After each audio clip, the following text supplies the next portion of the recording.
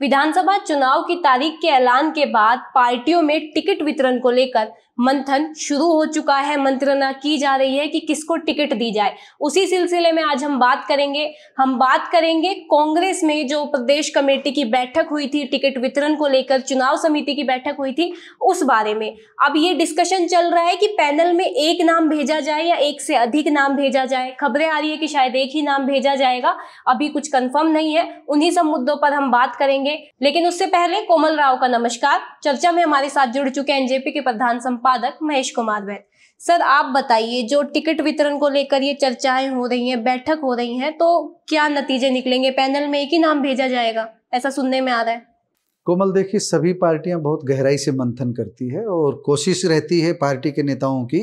चुनाव समिति इसीलिए गठित की जाती है कि शॉर्ट लिस्ट किया जाए, हाईकमान पर ज़्यादा दबाव नहीं रहे, एक बढ़िया शॉर्ट लिस्ट होकर के नामों का पैनल हाईकमान तक पहुंच जाए। ये जो चर्चाएं आ रही कि एक ही नाम भेजा जाएगा, मैं इससे सहमत नहीं हूँ। कुछ सीटों पर एक नाम जाएगा जहां तय माना जा रहा है कि लगभग जो है कि इनका उम्मीदवार, जैसे भूपेंद्र सिंह हुड्डा को कहाँ से लड़ना है, ये सब नाम तय होंगे। जैसे चिरंजीव राव को कहाँ से लड़ना है, बहुत सारे नाम तय होते हैं। तो जो 15-20 नाम होते हैं जहां पर सिंगल पैनल जाएगा। लेकिन अधिक सीटों की हम बात करें तो एक से अधिक नाम जाएंगे, जो है क्रम से जाएंगे, 1 2 3 करके जाएंगे। तो मेरा सीधा जवाब यही है इस मामले में कि पैनल में सिंगल नाम नहीं जाएगा, पैनल में डबल नाम भी जाएंगे और 3-3 नाम भी जाएंगे। जहां पर जरूरत है वहां 3 नाम होंगे।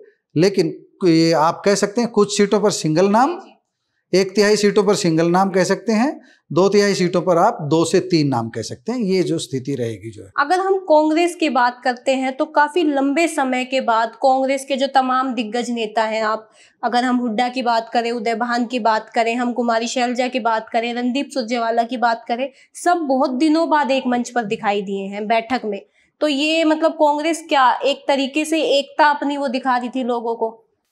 कोमल, देखिए, जब खूंटा मजबूत होता है तो अपने आप ही सारी चीज़ें ठीक होती जाती है। कांग्रेस हाईकमान बहुत कमज़ोर स्थिति में आ गया था। जो पिछले चुनाव थे 2014 के और 2019 के, जो बुरी स्थिति थी। 2024 का जो लोकसभा चुनाव का जो रिजल्ट है, उसने राहुल गांधी को, यानी कि कांग्रेस हाईकमान को, काफ़ी ताकतवर बना दिया है। अब जो खड़गे फैसला ले रहे हैं, राहुल गांधी जो फैसला ले रहे हैं, तो राहुल गांधी और खड़गे जिस तरीके से कांग्रेस को आगे बढ़ा रहे हैं, उसमें हाईकमान की भूमिका महत्वपूर्ण हो गई। अब हाईकमान आंख दिखा सकता है। पहले छत्रप आंख दिखाते थे। छत्रप मतलब जो राज्यों के नेता थे वो अपनी मनमानी कर सकते थे। अब ऐसी स्थिति नहीं है, अब हाईकमान मजबूत स्थिति में है। इसलिए अब कांग्रेस के नेताओं को एक होकर के बैठना पड़ा है। तो हाईकमान की फटकार के कारण हाईकमान ने साफ साफ कह दिया है कि सबको मिलकर बैठना ही होगा। इसीलिए आपने देखा होगा एक मंच पे पहली बार भूपेंद्र सिंह हुड्डा और उदय भान के साथ कुमारी शैलजा भी थी, कैप्टन अजय सिंह यादव भी थे, रणदीप सुरजेवाला भी थे। मतलब सारे जो कांग्रेस के जो वरिष्ठ नेता जिनको हम कह रहे हैं, और पूर्व केंद्रीय मंत्री चौधरी वीरेंद्र भी हैं, वो भी जो मौजूद थे। तो इसलिए सब एक साथ बैठ करके कांग्रेस की एकता की बात कर रहे थे। जो अगर हम टिकट वितरण की बात करते हैं तो कांग्रेस में ये मतलब एक तरीके से वो प्रथा ही बन गई है कि हमेशा आरोप ही लगाए जाते हैं कि इसकी चली, इसके हिसाब से टिकट मिली या मेरी नहीं चली। इस बार भी कैसा होगा? क्योंकि अगर हम 2019 के विधानसभा चुनाव की बात करते हैं तो भूपेंद्र सिंह हुड्डा ने आरोप लगाए थे कि अगर मेरे को फ्री हैंड दिया जाता तो नतीजे अच्छे आते। तो क्या इस बार भी चुनाव में ऐसा होगा कि किसी एक को फ्री हैंड दिया जाएगा, या फिर इस बार पूरा फैसला हाईकमान करेगा, किसी की नहीं चलेगी? देखो कोमल, फ्री हैंड किसी को नहीं दिया जाएगा। लेकिन जहां तक हम निष्कर्ष पर पहुंचने की बात करें तो भूपेंद्र सिंह हुड्डा के पास ताकत है। आज हरियाणा कांग्रेस में अगर हम बड़े नेता की बात करें तो भूपेंद्र सिंह हुड्डा उन नेताओं में शामिल है जिनके पास अपनी ताकत है। तो भूपेंद्र सिंह हुड्डा के पास अपनी ताकत है, तो उनके पास जो समर्थक हैं उनकी संख्या भी उनके पास सबसे ज़्यादा है। तो जाहिर है पारदर्शिता सुनिश्चित करने के बावजूद भूपेंद्र सिंह हुड्डा का पलड़ा भारी रहेगा। टिकटें उन्हीं के खेमे के पास ज़्यादा पहुँचेंगी, क्योंकि आप देखेंगे कि जो टिकट किसको दी जाएगी सर्वे का आधार रहेगा। तो भूपेंद्र सिंह हुड्डा मनमानी तो नहीं कर पाएंगे, लेकिन वो ऐसा नहीं कर पाएंगे कि हारने वाले को टिकट दिलाएंगे।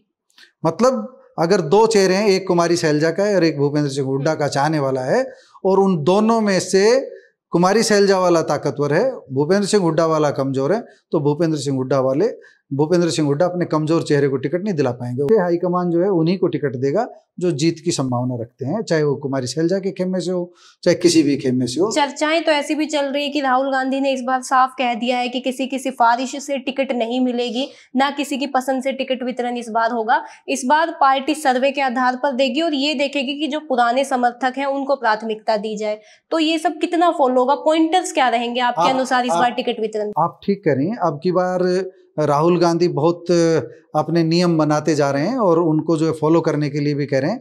मेरा ये मानना है अब की बार महिलाओं की भागीदारी बढ़ेगी। आप देखेंगे टिकट वितरण में कांग्रेस में महिलाओं की भागीदारी बढ़ेगी, युवाओं की भागीदारी बढ़ेगी और चौंकाने वाले नए चेहरे आपको दिखाई देंगे। जो कांग्रेस बिल्कुल स्पष्ट नीति पर चल रही है कि घिसे पिटे पुराने उन चेहरों पर दाव नहीं लगाया जाए जो लगातार 2 बार हार रहे हैं। अगर हम ओबीसी की बात करें तो कांग्रेस काफी वो रही है, समर्थक रही है ओबीसी रिजर्वेशन को। हाँ, आपका ये कहना सही है कोमल। इस बार ओबीसी को भी ज्यादा प्रतिनिधित्व मिलेगा और आपने पिछले दिनों कैप्टन यादव का बयान सुना था कि हम राहुल गांधी तक ये बात पहुंचाएंगे कि आप ओबीसी की पैरवी कर रहे हैं, तो टिकट वितरण में भी ओबीसी की छाप दिखनी चाहिए। ओबीसी में भी आप देखना जो वर्गीकरण है, तो आप देखेंगे ओबीसी में भी ग्रुप ए के कुछ लोगों को ज़्यादा टिकट मिलेगी पहले की बनिस्बत। तो आप महिलाओं को प्राथमिकता मिलेगी, युवाओं को प्राथमिकता मिलेगी, नए चेहरों को प्राथमिकता मिलेगी और ओबीसी में ए वर्ग को भी पहले से अधिक प्राथमिकता मिलेगी। ये कांग्रेस का इस बार जो है रहने वाला है, ऐसा मेरा मानना है। अगर हम बैठकों की बात करें तो कांग्रेस के साथ साथ भाजपा भी इसी समय में अपनी बैठक कर रही है, टिकट वितरण पर मंथन चल रहा है। तो आपको क्या लगता है दोनों में से किसकी लिस्ट पहले बाहर आ सकती है इस बार? कोमल, ये कहना मुश्किल है। जो फाइनल लिस्ट आएगी वो तो चुनाव जो जिस दिन नामांकन की अंतिम तारीख है उससे पहले दिन तक आएगी जो मतलब। लेकिन कुछ सीटें भाजपा पहले घोषित कर सकती है, 1/3 सीटें या 15 से 20 सीटें भाजपा पहले घोषित कर सकती है। उनकी बैठक चल रही है, आज गुरुग्राम में बैठक चल रही है, दूसरा दिन आज। कल भी बैठक हुई थी और आज दूसरे दिन भी लगातार बैठक जारी है। सभी पार्टी नेता उसमें मंथन कर रहे हैं। लेकिन इस बैठक में ऐसा नहीं होगा कि इस बैठक में नाम तय हो जाएगा। यहाँ भी जो पैनल में ज़्यादा नाम जाएंगे और उसके बाद संसदीय बोर्ड जो है उस पर फैसला लेगा। तो अभी हम कह सकते हैं कि भाजपा कुछ सीटों पर ही जल्दी घोषणा करेगी, इसके बाद कांग्रेस भी कुछ सीटों पर जल्दी घोषणा करेगी, लेकिन बंद मुट्ठी रखी जाएगी आखिरी समय तक। जो है एकदम सारी सीटों की घोषणा एक साथ नहीं होगी, जल्दी नहीं होगी, देर तक होगी, किस्तों में होती रहेगी घोषणाएं, ये मेरा मानना है।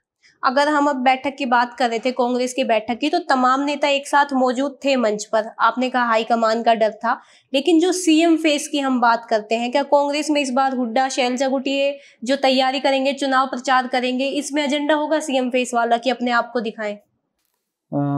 कोमल, जब भी हम बात करेंगे सीएम फेस की, तो मैंने एक बार पहले भी बताया था आपके साथ चर्चा में, कांग्रेस बंद मुट्ठी रख करके चुनाव मैदान में जाएगी। मुख्यमंत्री का चेहरा घोषित नहीं होगा, लेकिन अधिक से अधिक विधायक अपने चहेते बनवाने के लिए, अधिक से अधिक अपने उम्मीदवारों को जितवाने के लिए भूपेंद्र सिंह हुड्डा भी ताकत लगाएंगे और कुमारी शैलजा और रणदीप सुरजेवाला भी ताकत लगाएंगे। ज़्यादा से ज़्यादा लोग जीत करके पहुंचेंगे, तो जिसका पलड़ा भारी होगा, जिसके पास सिर ज़्यादा होंगे, जिसकी संख्या ज़्यादा होगी, ज़्यादा संभावना उसी की रहेगी चीफ मिनिस्टर बनने की।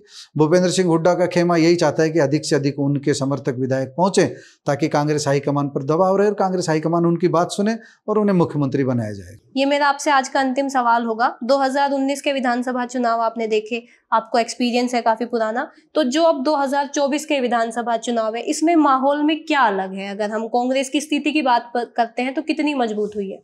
देखो कोमल, 2019 का चुनाव था जब भाजपा के पास था 75 पार का नारा। पूरे हरियाणा में ऐसा माहौल बना रखा था कि विपक्ष है ही नहीं। अखबार, टीवी चैनल से एक तरफा बीजेपी बीजेपी बीजेपी हो रहा था। उस शोर के बीच, उस एक तरफा प्रोपेगेंडा के बीच भारतीय जनता पार्टी 40 सीट पर पहुंच पाई।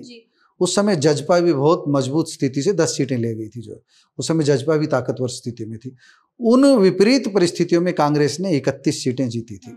अब वैसी विपरीत परिस्थितियां नहीं है। अब न भाजपा के पक्ष में वैसी लहर है, ना ही जजपा उतनी मजबूत है। तो मैं ये मान रहा हूँ, अभी इनेलो बसपा का गठबंधन हुआ है, इनेलो बसपा गठबंधन पर फिर हम किसी दिन अलग से चर्चा करेंगे, उसका क्या असर पड़ेगा इस पर अलग से चर्चा करेंगे। लेकिन मेरा ये मानना है कि इस बार कांग्रेस की स्थिति अच्छी है, लेकिन कांग्रेस की स्थिति अच्छी इसलिए रहेगी कि अगर ये एक होकर के लड़े। अगर मतभेद रहे कायम और एक दूसरे को हराने में इन्होंने अपनी ऊर्जा नष्ट की, तो फिर भारतीय जनता पार्टी को खुशी मिल जाएगी। जो कांग्रेस की चुनाव समिति की बैठक के बारे में आपने चर्चा सुनी। 1 महीने बाद चुनाव हो जाने हैं, नतीजे सब अपने आप सामने आ जाएंगे, लेकिन तब तक राजनीति की ऐसी तमाम चर्चाओं के साथ हम आपके बीच हाजिर होते रहेंगे। आज के लिए बस इतना ही, धन्यवाद।